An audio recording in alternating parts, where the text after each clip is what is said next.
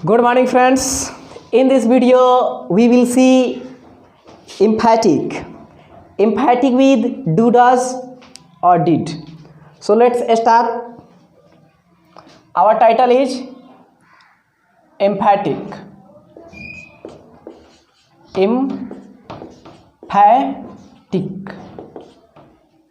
एम्फैटिक इसके हिंदी की बात करें तो एम्फैटिक का मतलब होता है जोरदार।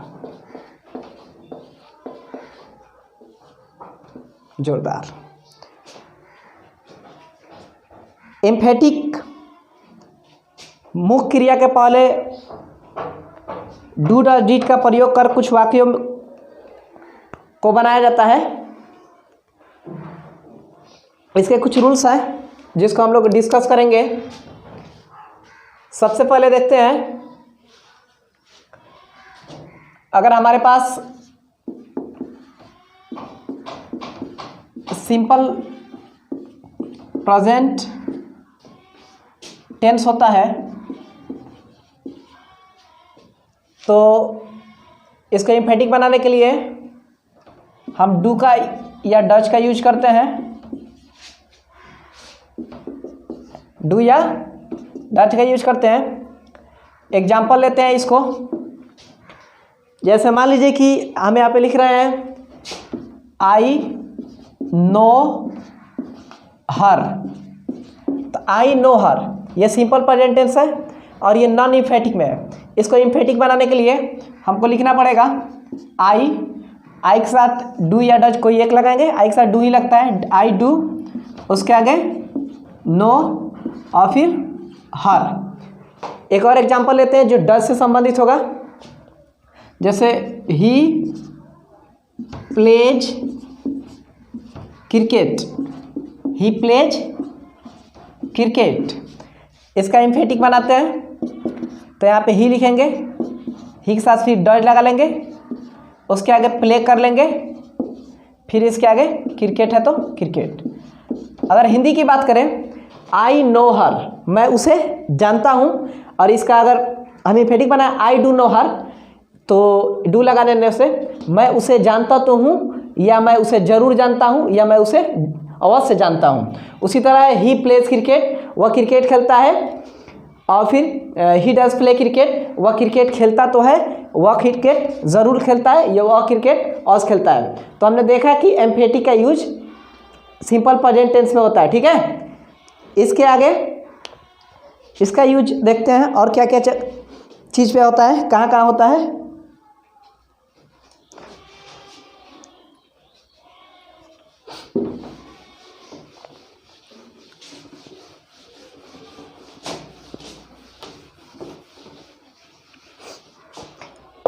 इसके बाद इसका यूज सिंपल पास्ट टेंस में भी होता है। एम्फैटिक का यूज सिंपल पास्ट टेंस में भी होता है। सिंपल पास्ट टेंस,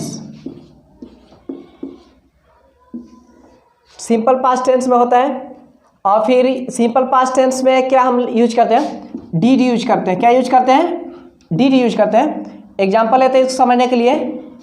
जैसे लिख लिया हमने आई वेंट देयर, मैं वहाँ गया। इसका एम्फैटिक बनाएंगे तो आई लिखेंगे, फिर डीड लगा लेंगे, और फिर वेंट गो का सेकेंड फॉर्म है ना, तो डीड के बाद वर्ब का पहला रूप लगता है ना, तो गो और फिर देयर। तो अगर हिंदी की बात करें, आई वेंट देयर, मैं वहाँ गया, आई डिड गो देयर, तो मैं वहाँ गया तो था या मैं वहाँ जरूर गया था। एक और एग्जांपल लेते हैं, ही won the match, he won the match। तो इसका एम्फैटिक बनाते हैं, ही इसके साथ डीड लगा लेंगे, उन सेकेंड फॉर्म है ना, तो विन का है तो win the match, he did win the match, उसने मैच जीता तो था। ही won the match, उसने मैच जीता, he did win the match, उसने मैच जीता तो था। इसके आगे बढ़ते हैं और कहाँ कहाँ एम्फैटिक यूज होता है। हमने दो चीज़ को देखा, एक सिंपल प्रेजेंट टेंस और दूसरा सिंपल पास्ट टेंस। इसके आगे देखते हैं एक कॉम्प्लीमेंट में भी लगता है। जैसे मान लीजिए कि हमारे पास क्या है, हैव अगर आता है तो हैव में लगता है, हैव में क्या लगता है, डज हैव, हैव में क्या लगता है, डज हैव, ये एम्फेटिक लगता है। इसके एग्जाम्पल को देखते हैं। मान लीजिए हमारे पास है I have a car, I have a car, तो इसका एम्फेटिक बनाएंगे तो आई लिखेंगे, आई के साथ क्या लगाएंगे, हैव के साथ डज हैव या डू हैव, डज हैव या do have,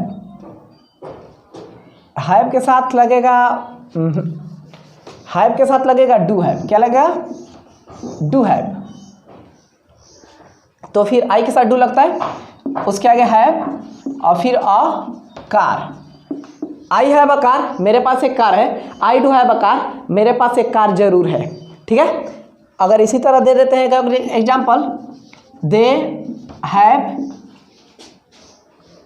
wealth, they have wealth, इसका एम्फेटिक बनाएंगे तो दे, फिर दे के साथ डू लगता है, डू, हैव कर लेंगे और फिर वेल्थ कर लेंगे, दे डू हैव वेल्थ, उन लोगों के पास संपत्ति तो है, दे हैव वेल्थ, उन लोगों के पास संपत्ति है। ठीक है, इसके आगे बढ़ते हैं और चौथा नंबर में कहाँ यूज हो रहा है एम्फेटिक। तो चौथा नंबर की बात करें तो मान लीजिए हमारे पास क्या है, अगर हैज है तो हैज में यूज होता है डज हैव, हैज के साथ क्या एम्फेटिक लगता है, डज हैव। तो फिर इसके एग्जाम्पल को देखते हैं।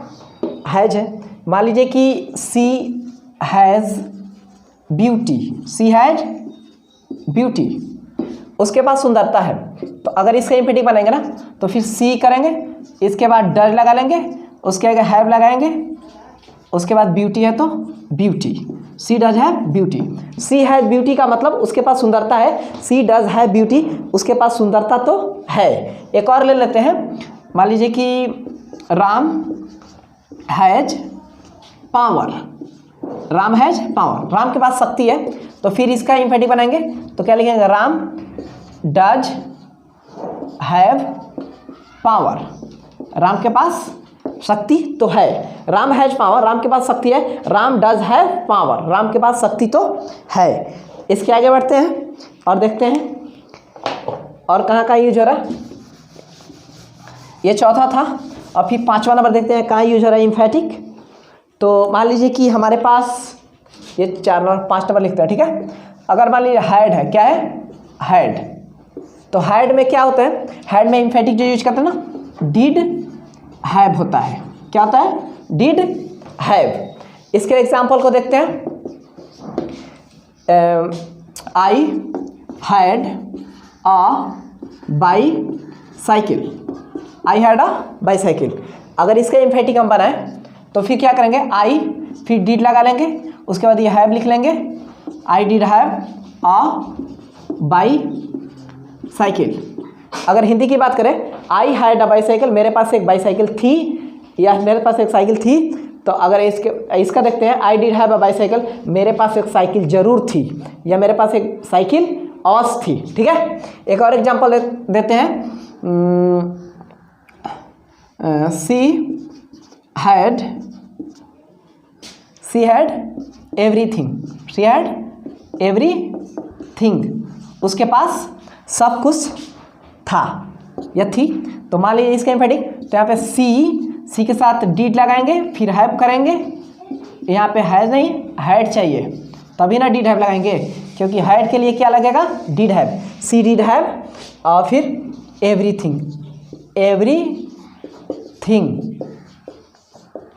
सी हैड एवरीथिंग, उसके पास सब कुछ था या सब कुछ थी, सी डिड हैव एवरीथिंग, उसके पास सब कुछ तो था या थी।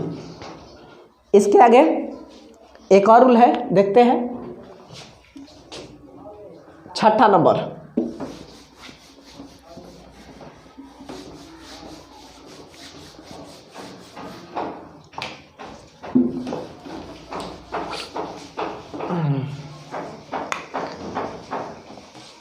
छठा नंबर क्या है कि इम्पेरेटिव सेंटेंस में भी यूज होता है एम्फेटिक का, इम्पेरेटिव सेंटेंस।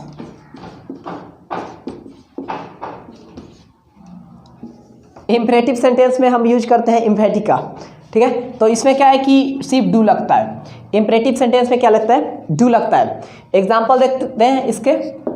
तो मान लीजिए अगर हम यहाँ पे लिखते हैं एग्जाम्पल, क्या है कि कम टुमारो, क्या लिखता है, कम टुमारो, कम टुमारो।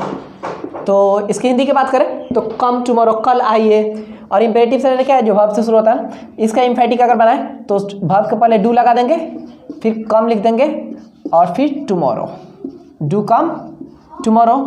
तो इसकी हिंदी की बात करें, डू कम टुमारो, कल जरूर आइए, कल अवश्य आइए, ठीक है। और फिर मान लीजिए एक और दे देते हैं एग्जाम्पल, अगर एक चीज़ और देते हैं, प्लीज हेल्प हर, कृपया उसकी मदद कीजिए। तो अगर इसके इम्परेटिव आ गए तो फिर क्या करेंगे, प्लीज के बाद ना डू लगाते हैं, प्लीज तब डू, प्लीज के बाद लग रहा है डू, फिर उसके बाद हेल्प हर, कृपया उसकी मदद जरूर कीजिए, ठीक है। और फिर प्लीज रहे या फिर काइंडली भी रहेगा ना, जैसे मान लीजिए कि काइंडली हेल्प मी हो गया, काइंडली हेल्प मी, दया करके मेरी मदद कीजिए। तो यहाँ पे भी ना काइंडली के बाद लगेगा, काइंडली डू हेल्प मी। तो क्या हो गया, प्लीज़ हेल्प हर, कृपया उसकी मदद कीजिए, प्लीज़ डू हेल्प हर, कृपया उसकी मदद जरूर कीजिए। काइंडली हेल्प मी, दया करके मेरी मदद कीजिए। तो काइंडली डू हेल्प मी, दया करके मेरी मदद ज़रूर कीजिए। इस तरह से इम्परेटिव के रूल्स 6 होते हैं। और फिर हमने डिस्कस किया है कि कहाँ कहाँ यूज किया जाता है। तो सिंपल प्रेजेंट टेंस में, सिंपल पास्ट टेंस में, हैव, हैज़ और हैड में, ठीक है। तो फिर हम इसके रूल्स को इधर लिख दे रहे हैं, ध्यान रखने वाला जो रूल्स है, ध्यान दीजिए आप सब लोग। अगर मान लीजिए हमारे पास सिंपल प्रेजेंट टेंस है, सिंपल प्रेजेंट टेंस है, तो इसमें क्या है कि हम यूज करते हैं डू और डज। अगर हमारे पास सिंपल पास्ट टेंस है ना, simple past tense, simple past tense के लिए हम क्या यूज करते हैं, डीड यूज करते हैं और मेन वर्ब के पहले। अगर मान लीजिए हमारे पास हैव है तो हैव के लिए डू हैव, क्या यूज करते हैं, डू हैव। अगर हैज है, हैज के लिए ना does have, does have use करते हैं। इसके बाद अगर हैड है तो हैड के लिए क्या यूज करते हैं, डिड हैव, डिड हैव। हर जगह हैव है, यानी डू के बाद भी हैव, डज के बाद भी हैव, डिड के बाद भी हैव, डू के बाद हैज और हैड नहीं लगेगा, ठीक है। इसके बाद एक छठा नंबर क्या है, इम्परेटिव सेंटेंस था हमारा, इम्परेटिव सेंटेंस। इम्परेटिव सेंटेंस में हम क्या यूज करते हैं, डू यूज करते हैं। ये इंपॉर्टेंट रूल्स है जिसको याद करना बहुत इंपॉर्टेंट है। और पीछे जो एग्जांपल्स देकर क्लियर किया गया उसको समझ लेना बेहद जरूरी है, ठीक है। तो हमने देखा सिंपल प्रेजेंट टेंस के लिए डू और डज लगेगा, सिंपल पास्ट टेंस के लिए डिड लगेगा, हैव के लिए डू हैव, हैज के लिए डज हैव, हैड के लिए डिड हैव और इम्परेटिव सेंटेंस के लिए do. And thanks for watching.